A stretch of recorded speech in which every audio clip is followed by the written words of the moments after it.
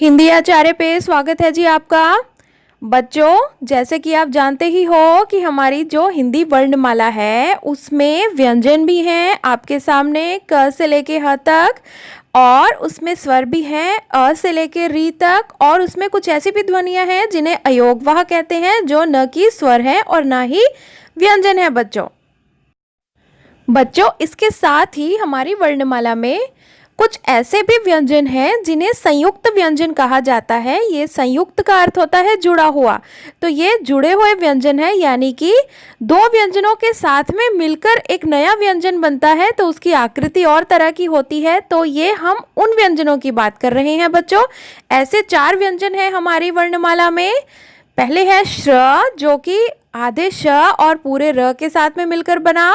फिर त्र, जो कि आधे त और पूरे र के साथ में मिलकर बना। और फिर क्ष, जो कि आधे क और षटकोण वाले श के साथ में मिलकर बना। और ज्य, जिसे हम ज्ञ कहते हैं, यह आधे ज और य के साथ में मिलकर बना है। इस वीडियो में बच्चों हम संयुक्त व्यंजन त्र की बात करेंगे। यह जो त्र है यह कैसे बना?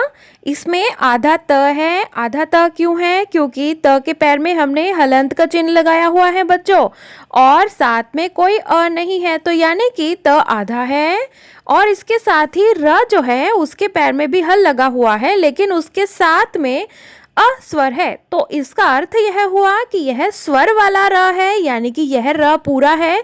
तो बच्चों, त्र कैसे बना? त्र बना आधे त के साथ और पूरे र के साथ। अब बच्चों, हमने समझ लिया कि त्र बना कैसे है, तो अब त्र से बने हुए शब्द देख लेते हैं। सबसे पहले आपके सामने उदाहरण है त्रय का। बच्चों, त्रय का अर्थ 3 होता है। यह संस्कृत का शब्द है। त्रय गिनती में 3 को कहते हैं। फिर त्रिकालदर्शी। बच्चों, त्रिकाल यानी कि तीनों काल। तीनों काल कौन कौन से?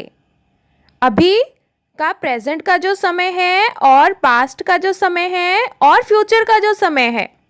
वर्तमान, भूत और भविष्यत काल, यानी कि जो हो चुका और जो होने वाला है और जो हो रहा है, इन तीनों समय के बारे में जिस व्यक्ति को ज्ञान हो, ऐसे व्यक्ति को त्रिकालदर्शी व्यक्ति कहा जाता था बच्चों। त्रिकालदर्शी हमारे ऋषि हुआ करते थे। आगे त्रिगुण। बच्चों, 3 गुण होते हैं, सत, रज और तम। जिसमें ये तीनों चीजें हो प्रकृति, उसे त्रिगुण कहते हैं। फिर त्रिज्या, आपने गणित में त्रिज्या पढ़ी हुई है। फिर त्रिपाठी, यह एक गोत्र होता है बच्चों। फिर त्रिमूर्ति है, यानी कि 3 मूर्तियां। अब बात करेंगे त्रिशंकु की। तो बच्चों, त्रिशंकु, शंकु का अर्थ तो आपको पता है कि कौन होता है। त्रिशंकु का अर्थ क्या? त्रिशंकु यानी कि 3 कोन्स। इसकी एक पौराणिक कहानी है ना बच्चों, रामायण में। एक राजा जो थे, जो कि स्वर्ग, ना तो स्वर्गलोक जा सके और ना धरती पर ही रह सके, वो तो बीच में ही फंस गए थे।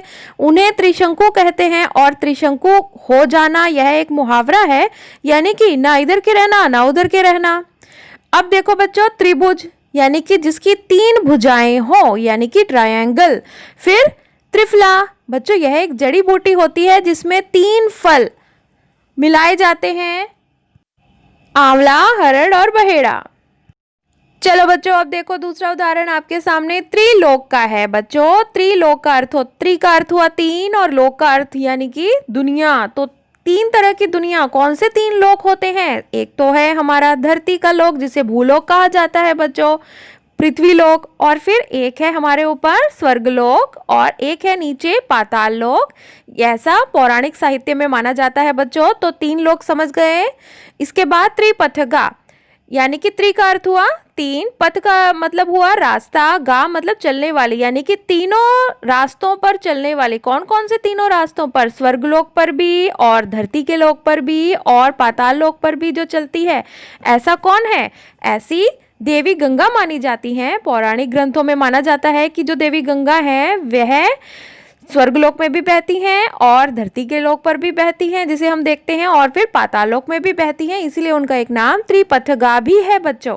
फिर त्रिलोचन, त्रिलोचन का अर्थ होता है त्रि का अर्थ तीन, लोचन का अर्थ हुआ नेत्र, तो यानी कि जिसके तीन नेत्र हो उसे कहते हैं त्रिलोचन, और यह भगवान शिव का एक नाम है। फिर देखो बच्चों, त्रिदेव यानी कि तीन देव, ब्रह्मा, विष्णु और महेश। फिर त्रिदिवसीय यानी कि 3 दिन चलने वाली जो घटना होती है उसको कहते हैं कि त्रिदिवसीय, 3 दिन वाली। अब बच्चों हमने त्र से शुरू होने वाले शब्द को तो पढ़ लिए, अब हम आगे उदाहरण देखेंगे ऐसे शब्द जिनमें पीछे या बीच में त्र आता है। तो चलो स्टार्ट करते हैं। सबसे पहले है पत्र। पत्र का अर्थ बताने की आवश्यकता तो आपको है नहीं, यानी कि लेटर। फिर बच्चों है पुत्र यानी कि बेटा। फिर है मित्र यानी कि फ्रेंड। फिर है नेत्र यानी कि आंख। फिर है यात्रा यानी कि जर्नी, सफर। फिर है छात्र जो आप सब हो, स्टूडेंट्स। फिर है कुरुक्षेत्र।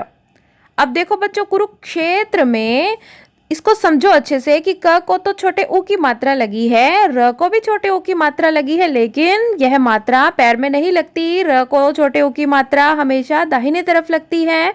और फिर आगे हमारा एक और संयुक्त व्यंजन है क्ष, और अभी हम पढ़ रहे हैं त्र को, तो देखो बच्चों त्र भी है इसमें। फिर आगे मानचित्र यानी कि मैप। और फिर है वस्त्र।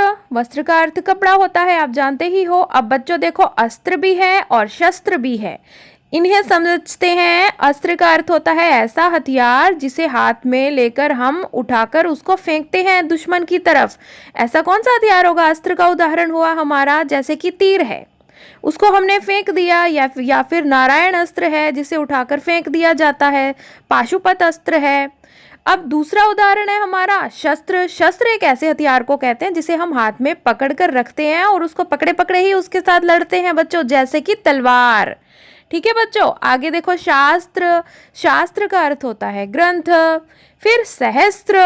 सहस्त्र का अर्थ होता है बच्चों 1000। उसके बाद गोत्र है जो ऋषि परंपरा से हमें प्राप्त हुए। बच्चों आशा करती हूँ आपको इतनी डिटेल नॉलेज अच्छी लगी होगी। मेरे चैनल को सब्सक्राइब कीजिए। हिंदी आचार्य।